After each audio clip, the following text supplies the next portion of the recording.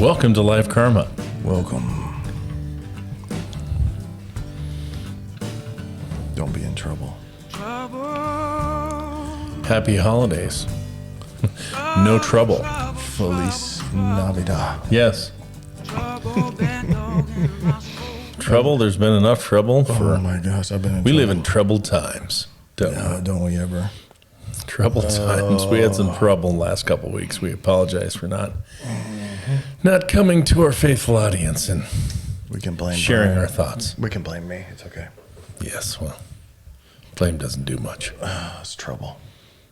How are you, brother? I'm feeling much better. Good. You got the all-seeing eye, man. Life Karma Clarity Collection with the hat. I think that's bitching. Not like Illuminati, though. No, it's not Illuminati. It's not the Illuminati, people. How y'all doing, man? You guys ready for 2021? To say 2020, kiss my ass, bye-bye now. Yes. Please. I am ready for that to go bye-bye. This has been the worst year ever. It's been a bad year. Well, the worst that I can remember, at least. Yeah, it's we were spending some time with Jake, Kim, and I. He goes, well, fill me in on the last, because he's been in Africa. Right. And so we sat down and I filled him in. He's like, oh, shit. It's like that adulthood. Is not Yes. fun. He's like, oof. I'm like, yeah, we've had some heavy stuff we've had to deal with recently. Last year. I just feel like, I was telling Emily, if we didn't have the crash in 2008, 2009 on the housing bubble, maybe this would have happened even faster. Maybe it seems like we need something in this culture nowadays that's always like a nightmare. Yeah. It just seems like, hey, let's have a nightmare. There's always some kind of tragic thing we have to go Right. through. It's like ridiculous. It's Yeah. like, I hey, think- let's have a tragedy. Yeah, I think Nietzsche said that which does not kill us makes us stronger. And I'm like, really? Are we getting stronger here? Yeah, I think, What about that which does kill us makes us weaker? And I don't feel like we're getting smarter either. No, I don't think we're getting I smarter. think we're getting dumber. I was just thinking about the Nashville bombing. Have you read much about that? No, I've just read that it was a suicide bomb, and No, it wasn't. it wasn't. No. Anyways, They found body parts. they found one body part, but what's funny is they've arrested a person of interest. So if it was a suicide bomber, how do you arrest somebody a person of interest? I don't know. It's pretty interesting.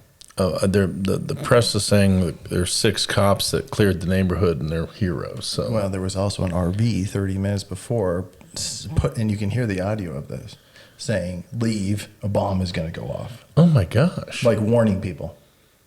oh my So gosh, they called in the bomb squad 30 minutes before this thing went off. oh wow. So, but anyways, it's just like how much more weird stuff. On Do we Christmas Day, need- let's have yeah. a bombing on Christmas Day. And then the U of U, Ty Jordan, is it Ty Jordan? Yeah, Ty Yeah, Jordan. he dies. He gets Some accidental shooting. at home. On Christmas 19-year-old Day? kid. Great athlete, just dies. It was University of terrible. Utah. I mean, I'm just like, how much more crap? And I understand some of that's local, some of that's national, but it's just like, how much more crap do people really have to deal with in life to like figure? I mean, it's not even, none of those things are their fault, except for the people that are doing them, but none of those things are their fault. No, there's a lot of things that aren't your fault. I'm just like, goodness gracious. A lot of times, abuse, neglect that happens to children, definitely not their fault. No. And it's just, and we don't even know how much of that's happened this last year. Oh, I guarantee you, man. When all settled, when all is said and done, and the dust settles, there's all sorts of shit that's going to be discovered through this last year. And there's going to be some HBO documentary Yeah, I'm sure. that outlines all What the was crap. what was fact? What was fiction? What was what the they real did. impact? What they Like what decided. we haven't heard of. Let me tell you what I'm really curious to see the data. Is the data on influenza? Influenza kills many people every year, but you haven't heard about that. No. And you haven't heard about it at all. No. At all. And my sense is there's a lot of people that had died from influenza that they're calling COVID, and the data, once someone ferrets out the data, they'll show that the flu was dramatically reduced, COVID was really high, but there's some kind of There's a correlation there that no one's looking at, and it's almost like I feel like the crisis has been created, manufactured instead of naturally happening. Anyway, it's just Well, weird. COVID's a type of pneumonia. Right, Also. it's It's a type, right? Right. So, like, we know pneumonia kills a lot of people. does. Flu kills a lot of people. Right, and I was reading some statistics yesterday that, like, well, some newspaper, I shouldn't say newspaper, some news article saying, oh, U.S. deaths are up 400,000 this year from last year. And I'm like, based on what? Like, I don't know, like, if that's true or not. Like, perfectly 400,000? I mean, what are we at, like 300,000 COVID deaths? Yeah, Something like that? I think there's been 1,200 here in Utah. Yeah, and then you have the effect of people aren't going getting their normal checkups and stuff. Right, like so that. people are dying as Yeah. a byproduct of COVID, heart attack, stroke. All those things are on the rise because people aren't going into the hospital or not seeing No. their primary care physicians. not getting screened for things. Not getting screened for things. People are dying of cancer, Yeah. or cancer deaths. Suicide's up. Suicide's definitely up. That hit close to our home with suicide, overdose. Both of those hit in very close to our home this last year. And for all you suffering out there, we are sorry for your suffering, and we And we hope know it's real. we know it's definitely real, and we hope that you can find some measure of comfort in your sadness and struggle. That's truly a mark of a wise and wonderful person who can go through their suffering and still find goodness in the world. That's amazing. That's a talent. Faith think it is a is. talent. It is. I think it is. Faith is a talent. I was weirdly enough, I watched 2 movies over it was Christmas holiday. The Da Vinci Code Oh yeah, I've seen that. and Angels and Demons. I've seen that too. So I watched both of those again. Oh wow, that's pretty cryptic. Those stories are pretty cryptic. Well, then you know how my mind works. Right. Then I started reading and watching other things on Mary Magdalene, Illuminati. Blah, blah, blah, blah, blah, blah, blah. So the rabbit hole went deep in these troubled times. So have you heard of a book written, Holy Blood, Holy Grail? No, never have. So this was written long time, not a long time, I say 90s, I think. Anyways, and it came up with a hypothesis because they accidentally found a bunch of stuff, interestingly enough, that the Holy Grail was actually the bloodline of Christ. It wasn't actually like a cup. Oh, it's like some kind of his offspring kind of. Yes, it is genealogy. Wow. And there's a... Well, I mean, I haven't got through the immortality key yet, and that sort of tripped my ass out. Like I'm halfway through it, and I'm like, good grief. I'm like, okay, let's take the hedonistic practice of going to Lucius. Eleusis and partaking of a potion with acid in it so that we can, that's the beginning of the modern day, LSD or whatever. It's Whatever the it was. modern day, sort of modern day practice of the sacrament. Really comes from Greek pagan worship rituals. Yeah, I'm like, that tripped my ass out a little bit. The part that trips me out the most is that they've used it with cancer patients now. Right. Micro doses of Johns LSD. Hopkins, yeah. Yeah. And people have come out better. Yeah, I mean, it's just weird. It's fascinating. I think it really shows. One thing that all that has shown to me is how much our brains are really controlled by outside factors. Right. There are things that impact your brain and the health of your brain. For instance, sleep. Yeah. And for instance, oxygen. For instance, nutrients. They all impact your brain. How about, for instance, the military weapon that we came up with years ago that we're just starting to use that shoots down noises into crowds or people or military of people screaming in agony and pain and stuff. Okay. Where'd you learn that? That's some trippy shit. Let me just let's just send some torment down there and Look it let's up. torment a bunch of people through the sounds But of how much tormenting. would that mess you up? That would mess you up. Well, yeah, I'm sure it kicks off your fight or flight response like a mofo, like craziness. Boom. You're like going nutty, I'm sure. Oh, jeez. Yeah, we invented I was that. going nutty last night at 11:30 and hear these crying and weird sounds and stuff. And was Hannah goofing around with her friend down in her room. I'm like, here I am going like, wow, what the hell's going on? I'm like, she's just goofing around with her friend. I'm like, let alone some. And in my sick mind, I'm like, oh, what's happening? It's terrible. Someone's dying. Someone's dying. Someone's suffocating. I'm like, Someone's punching somebody. Yeah, it was terrible. Oh, man. Anyway, But yeah, we invented that weapon. wow, that's fascinating. Shoots down. I wonder if I could use it to discipline my children. Oh my gosh, you would feel like you're going insane. You think? I think so. Like, I wonder how much of like our brain and reactions to things is not what the word I'm looking for, natural, but like Organic. instinct. Yeah. Oh, organic. yeah, How much instinct. of it's instinct and how much of it is learned, how much of it's Yeah. controlled. This is how much nature all that. nurture stuff you're talking about. Yeah. It's just like I can't imagine being in a war zone and hearing things like that. Oh, I can't either. Like, imagine the PTSD from like battle and people are dying all around. But then you. on top of it, like, what if you're shooting down beams with like children suffering? Like, just Oh, I mean, that's horrible. I mean, it's horrible to think of, but like, it's like, that's a real thing. yeah. We live in troubled times, man. I hate that we even need war. I don't even know why we need war. If we just like everyone keep their own countries. Well, blah, if we blah, just blah. get along, we just help one another. Well, when money becomes no object, you get bored, I think, and it becomes a power thing. It becomes a thing of, what do I do next? I'm bored.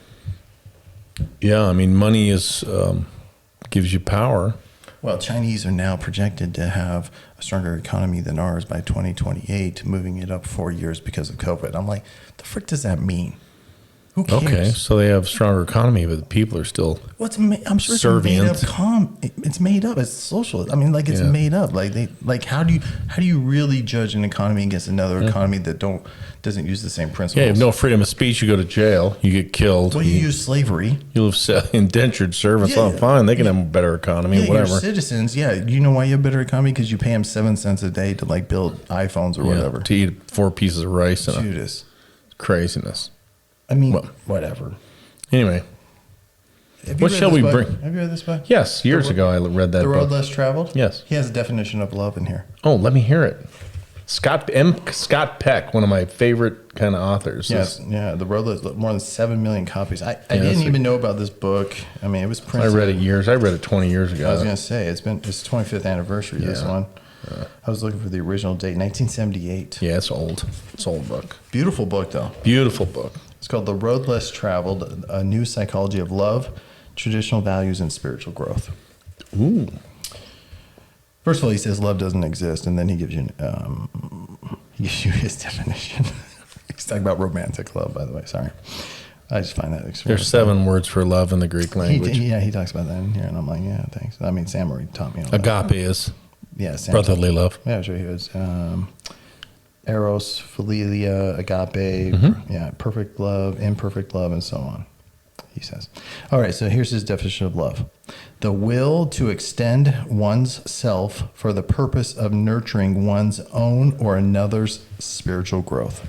I like that. I think it's pretty good. Yeah, I mean, it's pretty deep. That Yeah, is it's pretty very deep. deep. Sort of connected to spiritual But, growth. well, he connects it to spirit. I mean, flat out, because then he goes into My definition is really simple. I like it. I just say love is to look for the good. Look for the good. Don't look for the bad. Look for the good. In situations, in people, things, just look for the good. Yeah, wow. Yeah, you wouldn't say that. I still don't think it exists. I mean, whatever. I mean, but I think that was interesting that he connects it. It's the first time I've heard like an expert psychologist basically connect it to something spiritual. Right. Very interesting. Like I thought, because he doesn't really believe in romantic love, falling in love, all those BS things. Okay. Because falling in love is like connected. He was like basically sexually. It's just sexual You desire. just want to like make children. Yeah, mate, procreate. Yeah, it was really interesting. But I was thinking about that. Do we really care about others' spiritual growth, or do we even believe in spiritual growth? I think that's a huge issue in 2020. What is spiritual growth? What does I it think it mean? could be a lot of things. Does that mean that your faith increases? Does it mean you have more hope and faith? And I think it's the belief in something that you can't know, that you don't physically know. yeah, But it's something there. intangible, right? But it's there. So It's the feeling you get when you're around family that you know that you really deeply care about. It's the feeling you get, I think, no matter what religion you are, when you feel that oneness kind of with nature, that spiritual feeling. So some of our other podcasts talk about consciousness. I'd say that being one with the universe is spiritual. You know, increasing your consciousness is spiritual in its nature. Maybe it's because It's our metaphysical. intelligences, Yeah, maybe it's because our consciousness or our intelligence, something that's always existed, always will exist, is in almost a spiritual form. Right. Well, I mean, I just think it's a good way to describe spiritual to me. Is like, because it's difficult to describe it, right? It's difficult. Well, I was trying to think of the Latin word for. I want to learn Latin, but Well, let's do it together. I want to learn Latin too. yeah, for spiritual. I like wonder where it goes back to. But I mean, I would agree that no matter what you consider or anybody considers spiritual, you need it in your life, and I think that's something that has been hugely missing from the world in 2020. And what I love, and this is another reason why I brought up watching Da Vinci Code and Angels and Demons, is I love that in Angels and Demons, Dan Brown is trying to make the argument that science and religion can go together. Yeah, I actually believe that true science and true religion are the same. Right. That's what we're taught in our faith. But that's spiritual to me. Yeah, I'd say spiritual and physical. Right. So nature's God and the laws of nature are the same. Right. Or they operate within the same realm under the same rules. Right. And the same rules is a good description. But living life without a spiritual component in your life, without nurturing and growing your consciousness, would be a real tragedy to me. Oh, it'd be a horrible tragedy. Yeah, because you're missing a part. Yeah, you're missing meaning. I mean, to me, that's where meaning comes from. All that stuff. But I don't know if a lot of people agree with that. I think you and I both agree on that. That the spiritual part, there is meaning to it. But I think a lot of people that don't believe in spirituality take the meaning from having children or having that relationship with a spouse or having a purpose, like a work purpose, or a bigger purpose than themselves. And I think sometimes we're using the same words as spirituality and also that meaning. But I think a lot of people when you have a child, it's just something different. Do you know what I mean? Like you really don't care about yourself as much anymore. Right. Well, you created another human being from your own. Why would that matter, though? I've thought about it so much. Like, why would that freaking matter? Like, what is it, honestly, that connects you to that? I mean, because we're selfish by nature. So having a child and actually caring makes no sense, logically. Well, unless you want to continue But why would you? Continue your family, but continue why would you? your existence as a human race. Right, but what's the point? I mean, like, if we're naturally selfish human beings, why would you even want to do that? It wouldn't matter. I mean, like, it doesn't logically, like, in a sense, I always thought about it this way, too. Like, what if, that's so weird, but, like, what if you're, like, for me, I have 4 boys. I'm, like, in a way, creating my competition in the workforce, am I not? That's just really weird. How much you're passing on your wisdom that your father passed on to you. I know, but I'm just saying, like, I'm looking at this from a logical standpoint. No, you're absolutely right, and I believe that way. But I'm thinking from there's something. That's why I'm going back to the spiritual. There's something there that connects you to your children, because logically it makes 0 sense that you would care. Well, I mean, logically it just makes sense to make a bunch of money and do whatever the hell you want in your life, and not to leave a legacy or live with. That's what I mean. Yes. I mean, your children are part of the legacy you leave. Well, they are, but like at the same time, it doesn't make any sense. Like if you're truly looking out for yourself first, it wouldn't make any sense to have children or to care about the children. Well, I think initially that's what people do, is they look out after themselves first, and then they get bored and they want to leave some kind of legacy or some kind of impact, and they want to make their mark in the world. It's just our nature, it's our natural desire, tendency. Right, but there's so many examples of parents that don't care, though, either. Oh, absolutely. Terrible. A lot of terrible parents. So what are they missing, though? Are they missing the spiritual component? Or are they missing what are they missing? Wait, do you see what I'm saying? Like, there's something as a parent sometimes that either people miss or they get it. And we know which is better, right? I just read on this professor, I can't remember what college he's from, saying that he can tell that boys in college do better that come from households that had strong fathers, like that cared, that were involved, that, taught them things. So there's obviously some kind of spiritual / logical component to all of it. Yeah, my kids have done good in college, and I've been very involved in their lives. Right, and I don't know if mine will, but Yeah, I would imagine. But my they will. point is like, but there's also a point of agency too, right? Like, They get to choose. right. But I'm just like, what? It has to be the spiritual component that actually connects me to my children that makes me care. Because logically, I should not care. Well, I mean, I think there's a very strong connection between God as our Father and we're the father of our children. There's some kind of creative connectivity. Your children carry your DNA. They're part of you. They carry on your legacy. But like, if Elon Musk didn't have children, he would still have a legacy. Yeah, he would have a legacy that would, he'd have a legacy, but it wouldn't be realized in people until I mean, and genetically it wouldn't be his Well, genius. genetically it wouldn't be, but every other way it would be. I mean, he's had an effect. You could He's had an effect, no Right. doubt. And I guess if you believe in AI, that you could harness his brain and his memory. That's a and whole freaking other rabbit hole. I'm like, Oh my where does gosh. consciousness start there? That's some trippy shit. Well, where's consciousness start at all? I mean, it's self-awareness, I guess. Yeah, it all starts with awareness. Yeah. Everything begins with awareness.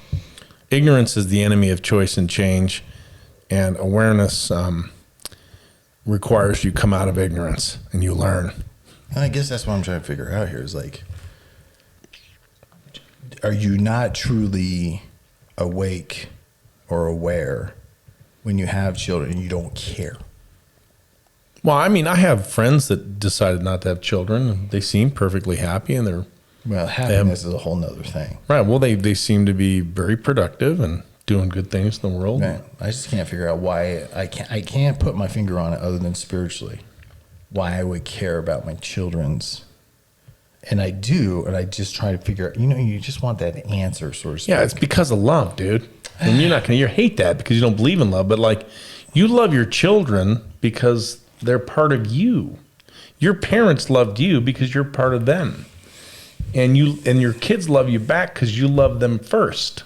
I see you love your kids all the time. For someone that doesn't believe in love, I see you do things, gestures, because love's a verb, right? It's an action word. Can fear play a part in it?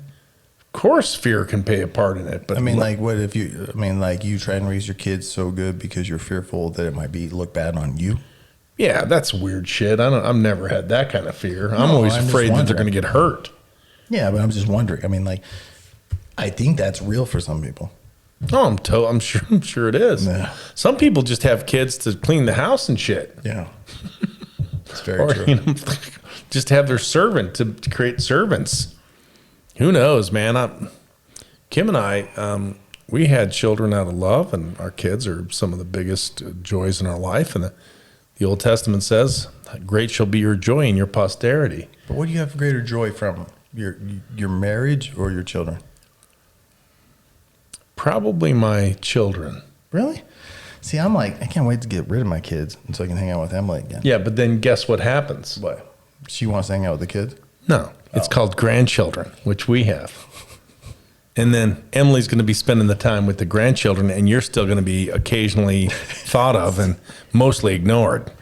That's the reality of life, man. I'm living that damn reality right now. You know what sucks is you're right, and I don't like to think about it. So you better like your kids because you're your second fiddleless. You became the second most important person as soon as your first child was born. I think,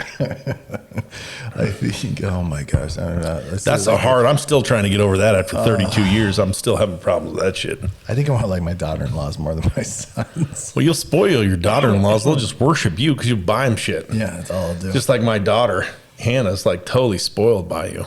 Let me ask you this question. This is so. Have you ever bought a gift for your wife and she doesn't like it or it doesn't fit, whatever, she takes it back? Do you ever spend less money on the new item? I feel Sometimes. no, it's never happened to me once. Yeah, 'cause- I swear every time she takes something back, it gets more expensive. Oh, yeah, of course, because she likes nice things. Yeah, but it's Kim would be the opposite of that. Kim is like, well, just take it back and let's get the money. Yeah, give me the cash. Yeah. Oh my gosh. Yeah. Different people have different things. So So you know what? Living in troubled times has to be hard on marriages. I mean, to bring that up, like, think about how difficult. You told me. I looked at a national statistic that said since March, divorces are up 60%, 40%. I can't remember. It's big. It's been between 30 and 60. Yeah. 30 and 60%. They're up because the harder things get, the more people bail on their marriage. I know. But then are you bailing on your kids? Well, sometimes you are. I know. It's just, see, this whole kid issue has been interesting to me. I don't know, anyways, but it's just, but yeah, they're up. They're way up. I think people are realizing, I think there's been a lot of self-reflection during COVID. Yeah. And some people have taken it the wrong way. Yeah, like, I'm sick of this crap and I don't like you anymore and I'm out. Or somehow my life is going to get better if I rid myself of you. Right. You're all where my problem starts, right? Right. Like, they don't do any inside out stuff. Like, we're, heaven forbid it's me. Heaven forbid it's, and my big problem is that I know it's me. I know I'm effed up. Like, I know most of my problems in my family are caused from me. Just so you know, people, it's me. It's my complex PTSD from my childhood. All my issues. You're like speaking to your posterity. Yes. Guys, those stories that they tell about me when I'm gone, they're true. They're true psychedelic. And I did mess things up, but... Yeah, but my intention, my heart was good, and I had good intention. But I sure loved the hell out of everybody. I did, but I screwed the pooch half the time, just trying to be... Maybe that's why you're always trying to make everyone else better. Maybe. I'm just trying to get better myself and bring people with me. I know, but I think that you truly try to make other people better before yourself. Oh, maybe so. I don't know. There are worse things, Is that a weakness? I don't know. It could be. Is that a strength? It could be a strength. What do you guys think? I don't know. I'm not going to ask you if it's a strength because I won't mess with you as much. I'm going to ask you if that's a weakness. I'm starting to, my texts are getting different to Brian. He starts, like at church today, we're having a lesson over Zoom and he starts texting me and I purposely start texting him back with bizarre, strange things. Questions just to piss him off or get him. Well, he's starting to push my buttons, but Bracken here is starting to learn how to push his buttons. It's sort of funny that I can play the game with him a little bit more because usually traditionally he's just jacking with me all the time, and it's just fascinating. Looks like you're reading a quote. I'm just thinking. What's this book here? Making Sense by Sam Harris? Or? Yeah, Conversations on Consciousness, Morality, and the Future of Humanity. Wow, that's some light reading. You read some serious shit. Now I'm going to have to get into this book, and it's going to mess with me, man. Well, he has a podcast.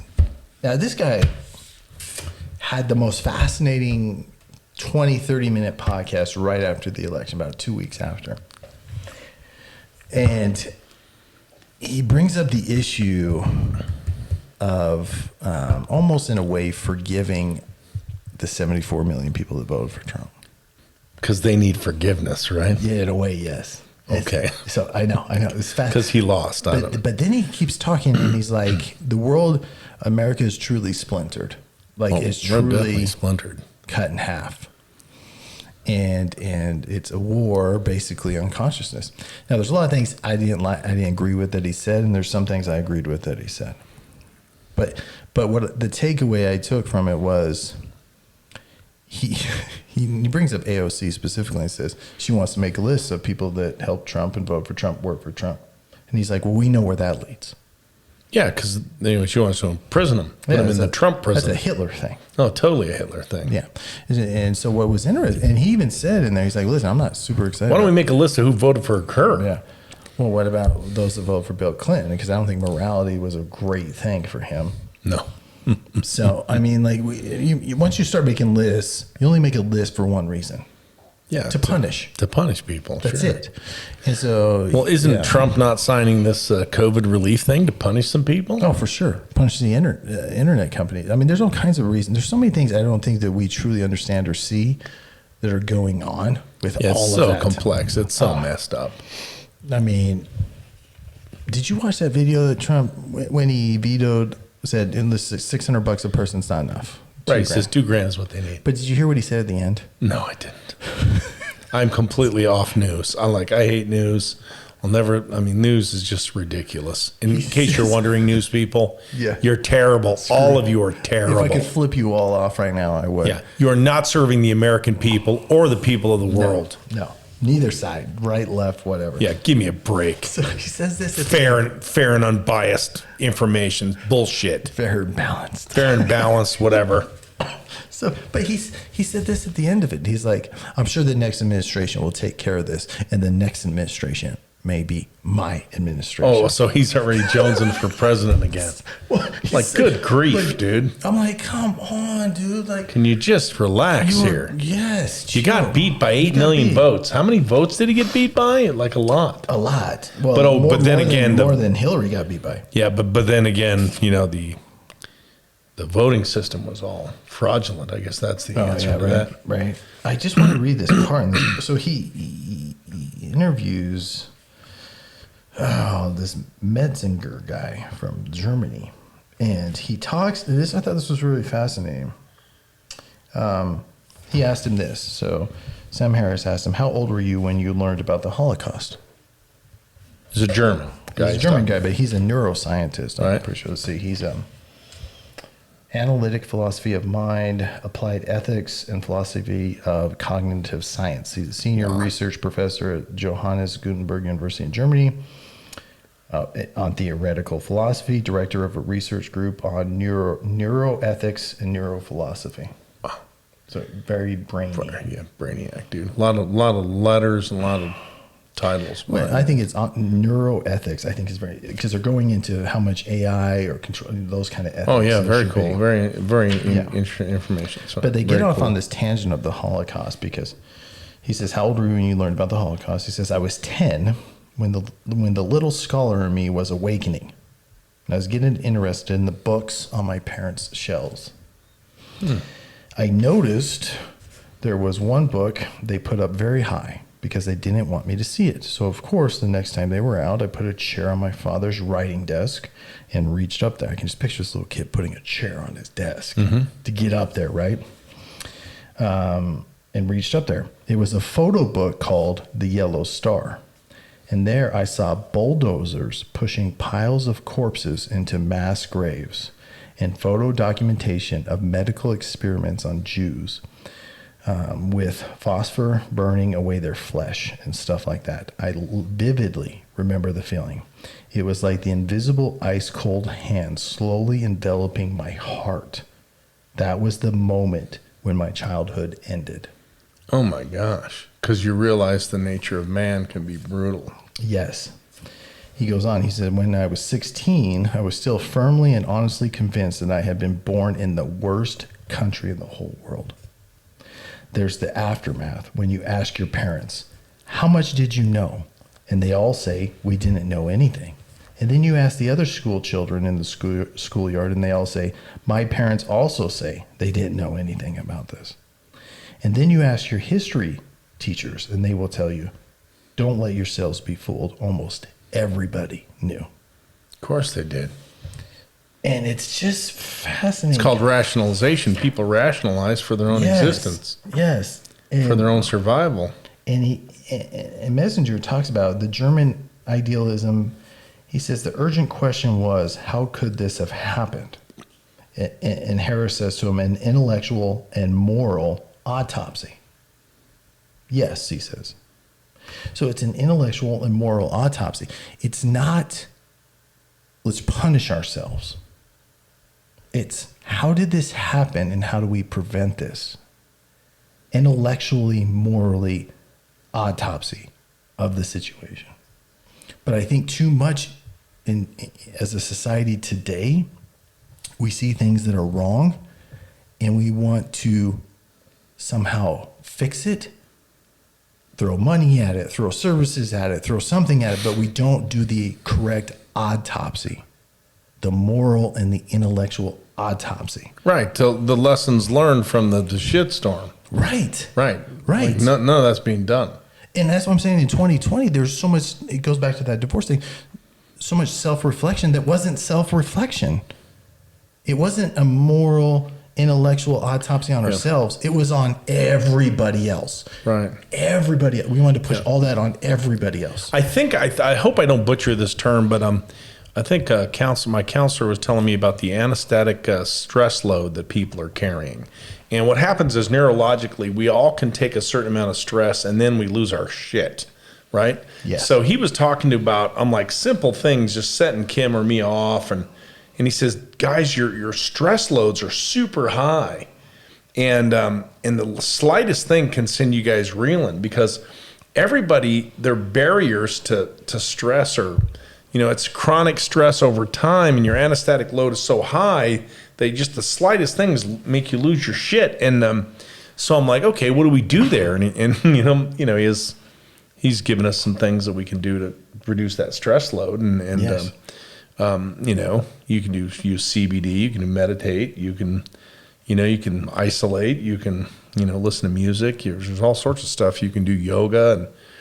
But even then, the load's so high, it's neurologically just frying people intellectually. Right. It's frying your brain, frying your soul, frying your spirit. It's just ripping you apart. So how do you deal with that? Yeah, but I think that's part of when they say moral autopsy is a spiritual autopsy too. Yeah. Well, I mean, Kim and I, so it's less about the events now, and it's less like that just sent us over the edge. So now we can have a conversation that's like less than, you're a terrible person and how could you do that to me? And it's more like, I know we're both having really high loads, and that was just that's something that happened because we're both stressed out of our minds. So now we can have a narrative and a conversation that's not attacking each other. Right. We have a narrative that just clears the plate and says, the problem is out there, not in us, right? So we just need to understand what's happening to us is bad, but we can respond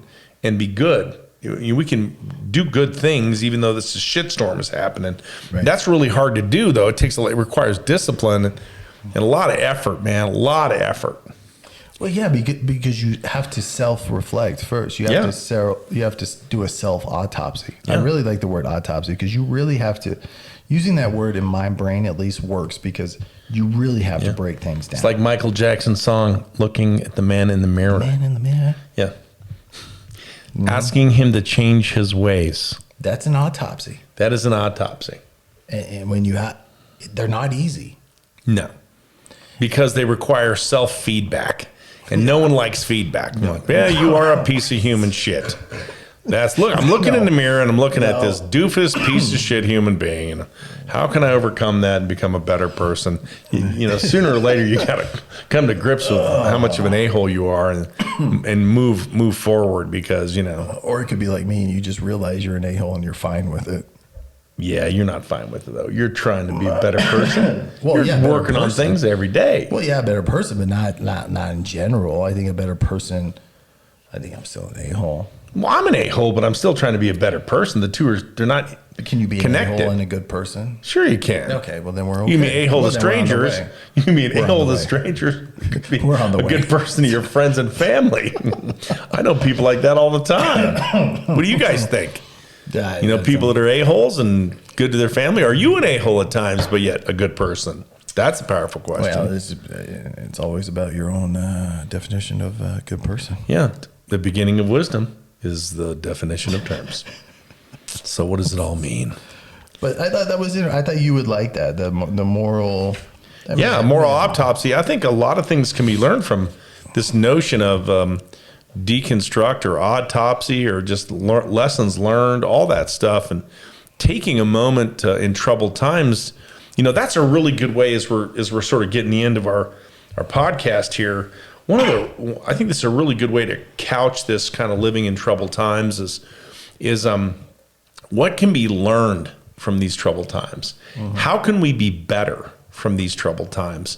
And how can we avoid the mistakes we made because of the troubled times in the future? Those are really three powerful questions. I think it too. How can we progress in troubled times? Right. So what have you learned in 2020? What are some lessons that you've learned in 2020? I like human interaction more than I thought. Right. That's a great lesson. Yeah. You've missed me more than you thought. Yes, I've just like You ignore my Missed text other until humans. you don't, and then listen, you can talk to any friend I have. I ignore text when I'm in a rabbit hole. I am stuck. Oh, I there know. until I am done. yeah, that's why I double down. So this is what happens when you're in the rabbit hole and you don't respond to me. I double down. I'm like, I'm bringing gifts over every day until you freaking call me or you. Yeah, You've discovered that you like human interaction more than you thought. correct. Right. What have you learned? Okay. So what I've learned is that sometimes life sucks and you just got to deal with it. I don't know what I've learned except for, suffering happens to everyone.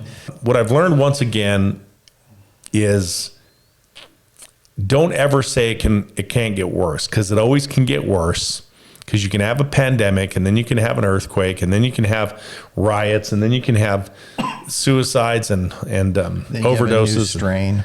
Then you have a new strain of Then you have whatever. Nashville bombings. You have bombings. Like, it can always be worse. What was that one bombing of in that other country that was horrible? It looked like an atomic bomb. Do you remember that Oh one? yeah, it was a gas. It was supposed Well, to I be don't know like what it was, but like it was bad. that was bad. Wonder what happened. It was Belarus.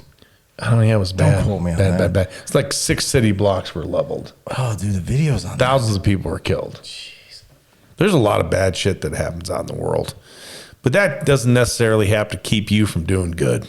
That's a good lesson. No, and I think if Trump would just come out and say that aliens exist and that we're working with them, I think a lot of things would be solved. So what do you think would happen if Trump became like a decent human being and like apologized for being an asshole and just like I think ate some crow a little but I bit? think he thinks he is a good human.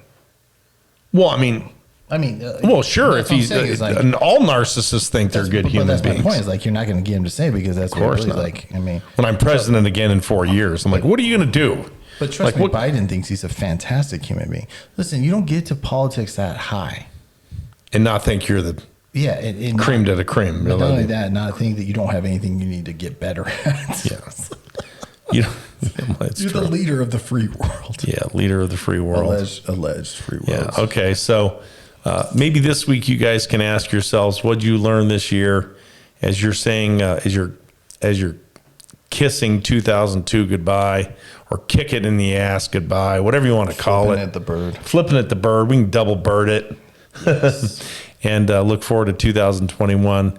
What are the great lessons you've learned? Please let us know in our comments and our podcast comments and all that. Send us whatever messages you Yeah. want. Troubled times, man. Be safe out there. Be safe. I'm gonna. Have a wonderful, wonderful Don't be too much trouble out there. 2021. Man. Jeez. We'll see if we learn anything this year, right? Worry, worry, worry, worry. Worry just will not seem to leave my mind. SB out here. Life Karma out. Yay. Peace.